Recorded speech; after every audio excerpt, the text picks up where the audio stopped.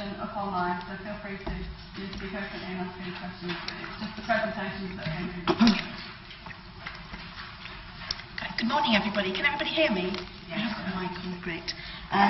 Thank you, Michelle, for organising this on behalf of the network. I'm really pleased to be here. I'm here on behalf of the ASO. I'm chair of ASO, and I'll be explaining what the ASO is for those of you, I'm sure not everybody knows. And the idea of the talk is to give you perspectives from the ASO, how our activities can be aligned. And then I've gone into sort of do some blue sky thinking about what things we could do. And then finishing off with a project at Becca around whole systems approaches, which I think there's a lot of synergies with as well. So, the Association for the Study of Obesity, that's what the ASO is. ASO is the UK's foremost organisation dedicated both to understanding obesity, but also very interested in ensuring prevention and treatment options of an optimum. It's founded in 1967, so it's the first such organisation worldwide, and it's affiliated to the European Association of the Study of Obesity, so members automatically become members of the European Association, and World Obesity Federation is the International Obesity Federation, so we link in at European and then at international level as well. We first organised the first international conference on obesity back in 1974 in London, and the second European conference was organised in Oxford in 1989. So there's a long history of sort of disseminating research, researchers presenting their own research, for example. And we're the founding body of the International Journal of Obesity, one of the leading journals of obesity in the UK. Our mission, we always have a mission, the ASO aims to develop an understanding of obesity through pursuit of excellence in research and education, and facilitation of contact between individuals and organisations, and the promotion of action to prevent and treat obesity. So it's a whole host of things, from research right through to policy, applied research and policy that members are involved in. Just the objectives quickly is to promote the professional awareness of obesity and its impact on health. We are involved in educating and disseminating recent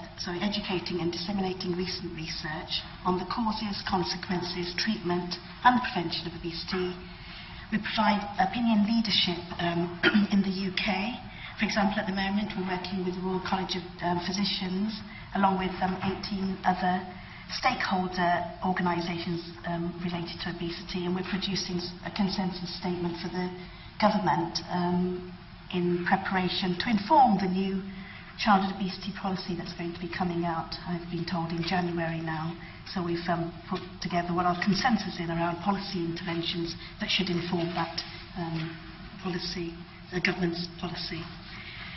We forge links between individuals and organisations concerned with the study of obesity throughout the UK. So I'll come into a bit more about who they are.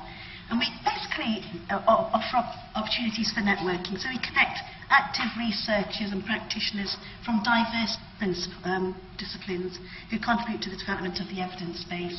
So it's, some of our regional group meetings have practitioners who, are working in the field, but also academics who are working in research.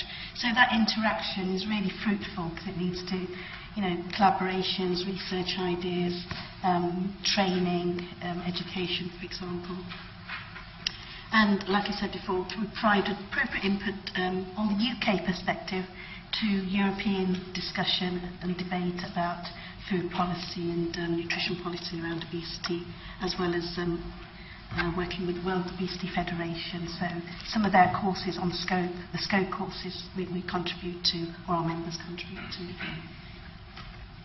So our membership consists of a range of professions, ranging from clinicians, surgeons who are really sort of, very much into bariatric surgery as the answer to obesity, right through to GPs who are sort of, we're trying to get engaged to be more, involved in screening and identifying obesity in primary care.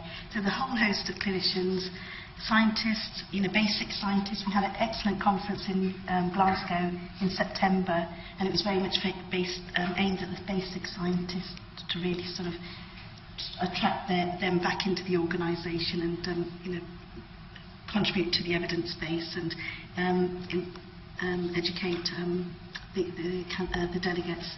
Researchers, early career researchers, we put a lot of effort into making sure that we're supporting them, and this year Maria Bryant is here who actually led the early careers workshop for early career researchers in the association, and that was evaluated very, very highly.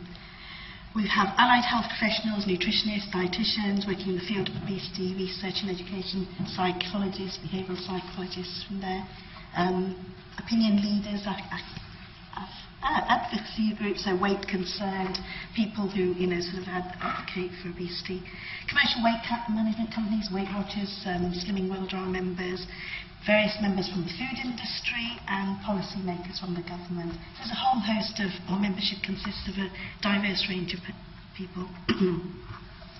Current activities that we are currently undertaking.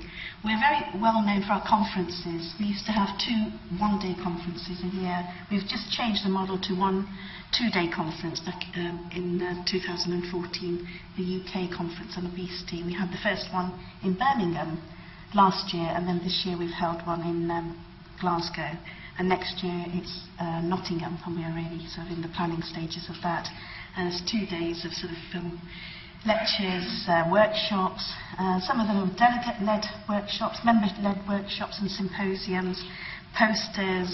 It's a really sort of buzzing sort of event, and it sort of evaluates really well this transition to the 2-day conference.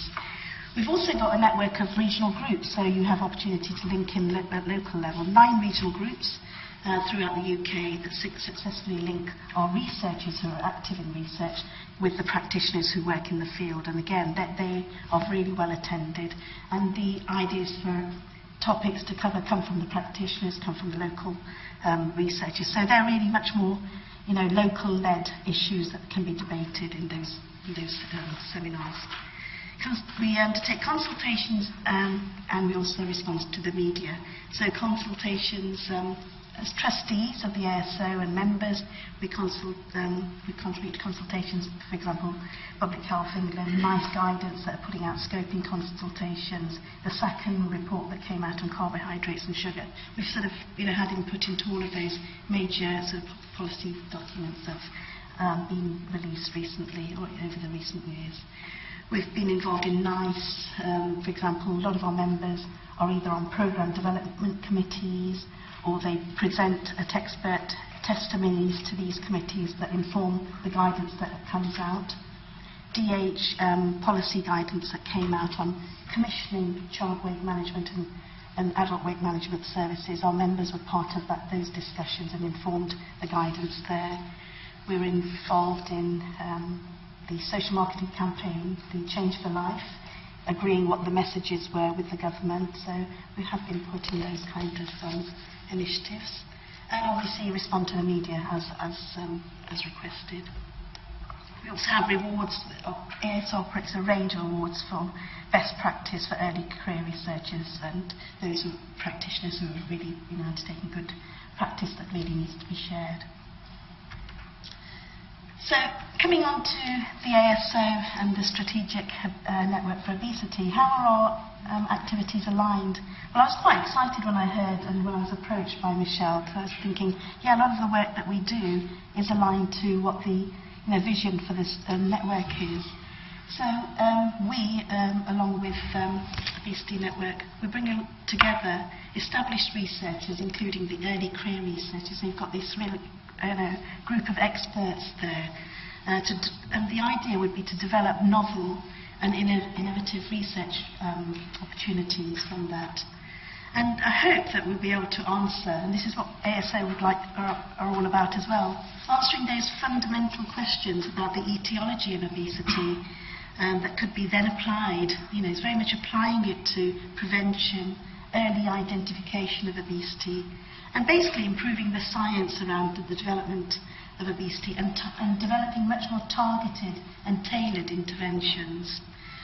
And we also aim, as the network does, to involve a range of stakeholders, people from industry, charities and the public sector. So basically that would all inform the type of research that we conduct, applied research, so we can, be really sort of in tune with what is required, but also that it's policy and practice relevant research that we're undertaking. And I think the activities and of ASO and the Obesity Network are really aligned there, because the aim is the same. The ASO has recently set up an adult comms network. Comms is Centres for Obesity Management, and what we did is invite anyone working in adult obesity delivery services at Tier 1, Tier 2, Tier 3 to join a network, and the idea was to give them an opportunity to just share good practice. And there is a real need for training for people who deliver services. NICE guidance states that everyone delivering services should be trained, but there's very little training out there, apart from the scope courses that are very clinician aimed, targeted at that World Obesity run. There's very patchy provision of training. So we're hoping that this network will actually has the experts in it. They will actually develop the training, and we can then start delivering this multidisciplinary training that meets the needs of all our diverse members, but also at the end of the day is all about making sure that the treatment and the prevention that we're doing out there is sort of cutting edge, evidence-based. We hope this networking will lead to research collaborations in this network. It's the first time in the country that we've been able now, through setting up the comms network, is to find out where the services are for adult obesity.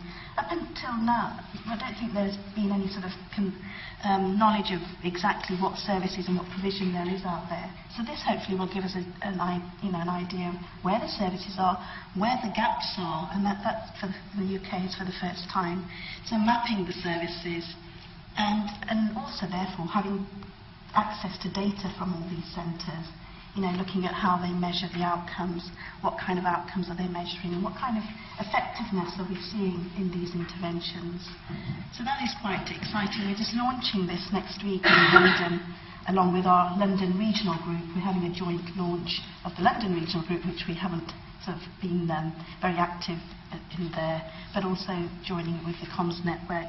And we've got about 35 centres that, within a week or a week and a half, we had about 35 centres saying, we want to be part of this network, and hopefully this will grow as people find out more about it. So again, this data could link up with the aims of the network and contribute to looking at things much more holistically. Talking about evaluation, up until recently, we didn't have any standard framework for evaluating obesity interventions. Everybody was sort of doing their own thing. National Obesity Observatory got a group of experts together. The ASO members were part of this, and we developed the standard evaluation framework. That's the framework to inform those who are working in obesity to evaluate and get the same information, so we can actually start contrasting and comparing it and looking at how we're doing. However, as far as I'm concerned, this data is not centralised. I don't know if any of you know more than that. Currently, programme providers hold this data, and or local authorities might have the data. I don't think it's there in any central sort of place where it could be actually interrogated much more intensely, and we could look at the nuances of how interventions are actually being implemented and the effectiveness of them. So, we could look at effectiveness of current interventions. We could look at things like programme reach, who it's not reaching. This data could then inform much more targeted evaluation, development, inform planning, commissioning, and even decommissioning in local authorities. Just heard on the news this morning that George Osborne is giving 3.8 billion to the NHS, but tomorrow the budget is going to be announcing the cuts around public health. So I think things are going to be really tight, so local authorities will be looking at their provision, and decommissioning services might not be so uncommon, but we need the evidence to actually make those decisions, those informed decisions. Our members have been involved in the responsibility deal that I'm sure a lot of you know about. This was as a result of Healthy Lives, Healthy People, a call to action on obesity back in 2011. And basically it called for a sustained downward trend in the level of excess weight in children by 2020. And one of the initiatives was the responsibility deal that was a policy that was outlined in this proposal. So basically, calorie reduction pledge by industry by 5 billion calories a day. That's what the aim was. So the government was working with all the industry partners to see how they could actually reduce these calories by reformulating products, making changes in their recipes and menu changes, reducing portion sizes, developing lower calorie options, 99 calorie chocolates. Has anybody had one? Has anyone seen one? Not seen one. And encouraging consumers to choose healthier options. And there was a lot of criticism that this wasn't being evaluated. I have seen some evaluation just out this year, and basically the impact evaluation is saying there's been no change in consumption patterns as a result of this. But I don't think we've got, all the data, all the information that could actually inform, a really good informed evaluation. So again, and I'm before I go on to think that this initiative is voluntary, so food industry is voluntary, that they have to be part of this. So access to food industry data, consumer purchasing data, demographic data, prevalence data on obesity. You could really look at where the changes are happening, who is being impacted, which sectors of the population, if any, are being impacted, and who are not, rather than just sort of, amalgamating everybody and it's just sort of, an overview of what's happening. We could sort of look at a bit more detailed evaluation as a result and find out whether this is a policy initiative that we want to continue with, we should continue with, or whether it's just not taken any notice of. And maybe if that type of evaluation could actually, highlight which types of foods are being reduced in calories, which companies or which food industry are actually making more effort, it might get more of the food industry to engage, because as I said before, it's voluntary, and it could make more people sort of come on board with it. So the evaluation with access to all this data would give much more sophisticated information. So my ideas around big data and obesity. Basically, big data would provide health-related intelligence from a variety of sources to local authorities, the NHS, policy planners, health professionals. And basically, it would provide better understanding of the obesity epidemic and the risk factors. So we know their behavioural, their cultural, the social, environmental, physical. So all of those factors that come into play, we all know obesity is complex. It would actually increase the breadth of knowledge and understanding of obesity, both at national level, but at local level as well, where you could target, initiatives much more closely. In-depth understanding of obesogenic environments. We all hear the term obesogenic environment, and it's a bit, a bit standard, but really to get a real understanding of the systems that actually contribute to the obesogenic environment, what is really happening at national and local level. And all this would actually help to integrate health and urban planning, local decisions, so we can actually look at the environment and make appropriate changes in order to have a supportive environment for people to make those healthy changes that we're promoting. Big data would give you awareness of existing services out there. I've talked about the child obesity, adult obesity services. We know provision is really patchy, but we really haven't got a sense of, where the gaps are at national level. And, local level, some localities are really well serviced in terms of provision, others there's nothing.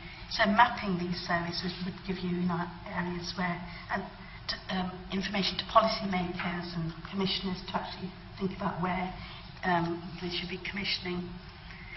The data would also highlight opportunities for obesity prevention and treatment to target services to local areas and needs. And this mapping will inform the local authorities, policymakers and health and social care professionals about planning their services much better, commissioning them, and as I said before, decommissioning if they need to. But importantly, it would really provide information to intervention developers, practitioners, about about developing much more tailored interventions, tailored to the needs of their communities, rather than, you know, having blanket information. We've had experience of this in Bradford as part of the Born in Bradford study, where we collected a lot of data in Bradford and developed a tailored obesity prevention intervention aimed at the ethnic diversity of the Bradford population, the deprivation that we see in Bradford, using existing resources, working with local authority, public health, but there's a lot of data collection beforehand. We also collected information on food outlets by using geospatial mapping, seeing where all the food outlets are. Married that up with information from qualitative research, asking mothers, do you cook for your children? And the mothers telling us, no, we don't cook for our children. We send them next door where they can get chips, milkshake and burger for 99p. You know, so these find fast food outlets very much on their doorstep, providing cheap, fast food that these mothers were accessing. So all that information from those different sources actually informed us to develop our intervention, which was very aimed at early intervention, aimed at mothers who are pregnant, who are going to have their baby. So getting in there early with the information about healthy eating. Big data, some of the ideas, they're not novel. What we could do is the introduction of green gyms once we've looked at the environment. You could also, once you've highlighted where the gaps are, look at targeted work in particular schools, community projects which use targeted education, mapping cycle routes. You can developing walking and cycling routes could be part of the answering particular areas of sport and recreation. There's a lot of talk, and in Wales they've done this, regulation of food outlets by planning departments, you know, so they're not in particular distance from the school, anything is banned. And it reminds me of a conversation that I had with a director of public health from Rotherham, who said that across the road from the school, a secondary school, was a fast food restaurant, and the children used to obviously use it at lunchtimes. Unfortunately, a child got knocked over by a car. So what did the local authority do? They put a zebra crossing to it.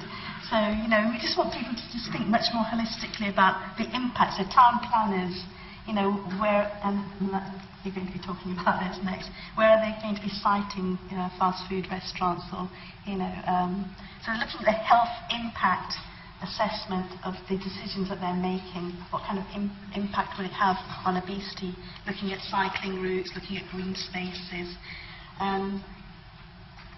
Right. So policymakers, coming on to policymakers, I think, you know, looking at the environment, not just the environment, but just looking at it in a whole systems-based approach. And I think there's a lot of talk about this, you know, we're seeing it a lot more now. Big data has a real opportunity to contribute to the thinking around systems-based approaches, rather than thinking in silos like we've already previously done. So it's a real opportunity here.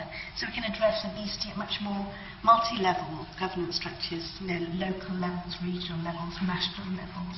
So, you know, mapping information on maps, and so policies, you know, that could be developed or intended to have lasting impact across settings. So rather than thinking just that food availability in schools, you know, let's think about how it's available in workplaces. Let's think about how the local shops actually provide it. Is it good quality, you know, affordable fruit as well? So thinking it through right across systems, rather than thinking in silos and just. Are we okay, Tom? Okay. Right. So. And these kind of policies would then have a much more sustainable effect, rather than thinking just in sort of individual settings-based approaches that we've thought of before. So this systems-based thinking approach to obesity is very much advocated. We know that evaluation for policy is just not well evaluated.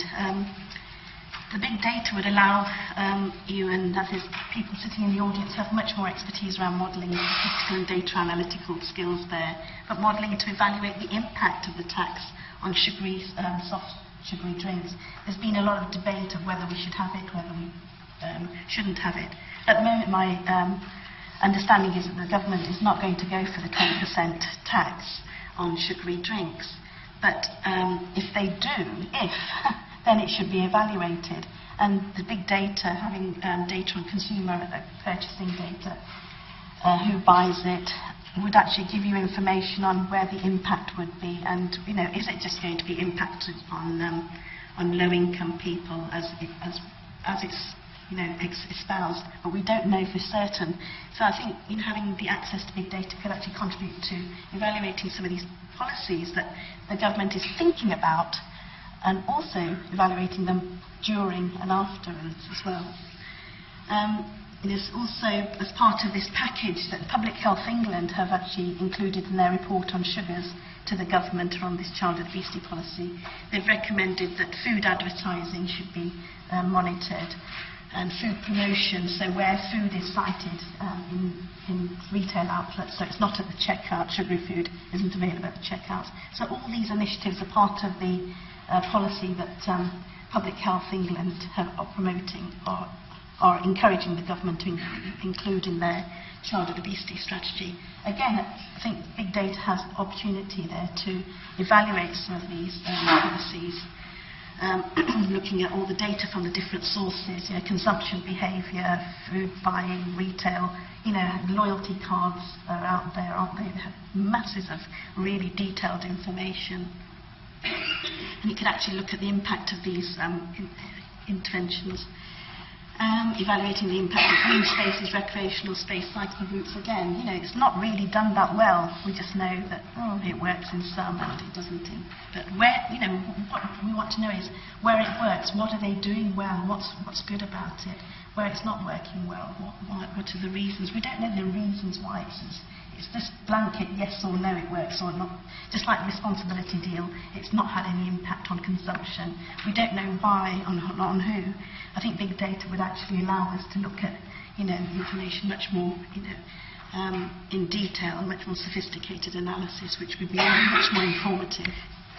And I've covered this already. So mapping the obesity services would identify gaps for adult and childhood obesity, would actually help characterise those people who attend, who don't attend, and who our programmes are reaching. It would inform policymakers and commissioners to look at care pathways for obesity services and commissioning of appropriate services, and inform those who develop interventions and practitioners who are actually delivering the services to better tailor their interventions so they can reach those hard-to-reach groups that we always find a challenge to recruit, to engage, and to retain in our programmes. Okay, just quickly, role of big data. This isn't new. You know, you've all seen maps before, but I don't think it's been done in any systematic way. Certain areas, you know, we do research projects, we generate these maps. So obesity maps to inform on obesity prevalence with varying granularity and filters. So obesity map for adults and children, but you could also look at race, ethnicity, geographical region. You can look at postcodes within cities, see where the hotspots are. This isn't new, as I said, but again, it's not being done in a standardised way around the country. The high density areas on the obesity map for both children and adults could be highlighted, but then you could overlay things like looking at fast food outlets, and overlay the obesity map with locations of primary schools, secondary schools, see where the initiatives are being happening, and overlay them with percentage of free school meal uptake, looking at where low SES children are and whether the obesity rates are any higher, what the environment looks like in that area. So there's loads of detailed analysis that could actually inform policies in that area. I'm going to skip these. Data analytics, I've just alluded to very basically. For public health surveillance, primarily for health professionals, policymakers and local authorities, to help to understand the scale of the problem of the obesity epidemic and its influencing factors. So there's a whole load of techniques that some of you are much more qualified to sort of be involved in. And the analytics would hopefully provide information on the state of the health and well-being, obesity health and health risks, health needs, the health outcomes of the local population, to inform local health and well-being plans, and basically commissioning of tailored services. So I just wanted to finish off by mentioning a project that we've been commissioned at Becca. Paul Gately's here, so quite ask us questions at lunch and later on. So it's a 3-year national project. I think with this project there's synergies with the big data project that you have. And it's basically translating the Foresight report into a workable whole systems approach, working with local authorities very, very closely to understand what they understand about what they think a whole systems approach is, and working with them to identify what the ideal whole systems approach should be, and giving them at the end of it a roadmap of strategies and tools that they can implement in their own local authorities to achieve as much more whole systems thinking around obesity. So we've all seen the complexity of obesity. I've not used I've done a presentation that I've used the Foresight map before, but all the different factors that influence obesity from the Foresight report, the international factors, the national factors, community, work, school, home, individual, right through to population, that impact on obesity prevalence. So that's what we're dealing with. Systems-based approaches are the way to go forward. And parallel with working with the local authorities to understand what their thinking is around local systems approaches, we're also gathering in information, insights, doing a systematic review around what whole systems approaches are, talking to other organisations and researchers internationally, and I think it's a very great opportunity to link in with the Obesity Network to work together on this, so we can actually look at the broad range of system models, national and local, to explore what a really, true whole systems approach looks like, and produce this roadmap of strategies and materials that we can actually, implement and evaluate. We're looking for ideas, cross-sector perspectives, so do come and talk to us. Register your interest at the website, join our web interest of community. I think I said it. Okay. Am I okay? Yeah, just finished there. Okay, so we look forward to working, the ASO looks forward to working with the Obesity Network. Our activities are very much aligned, and if anybody wants to know more about the ASO or to join it, the website is there.